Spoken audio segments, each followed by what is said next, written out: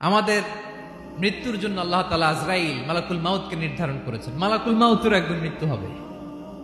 আল্লাহ, যার সিংগার ফুৎকারে পৃথিবী কেঁপে উঠবে, যে ইসরাফিল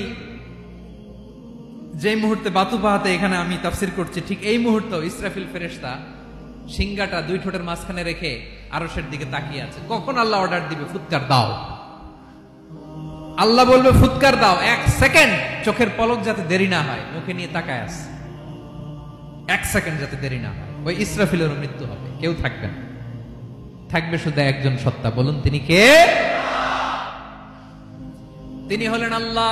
আল্লাহ বলে আমি হচ্ছি আল হাই, শাশ্বত চিরঞ্জীব, আমি কখনো মরব না, আমার কোনো লয় নাই, কোনো ক্ষয় নাই, আমি অব্যয়, আমি অক্ষয়, আমার কোনো মৃত্যু নাই, আমি সূচনাহীন, অতীত থেকে আছি, আমি শেষহীন, ভবিষ্যৎ পর্যন্ত থাকবো। এই জন্য আমি আল্লাহর একটা নাম হলো আল হাই।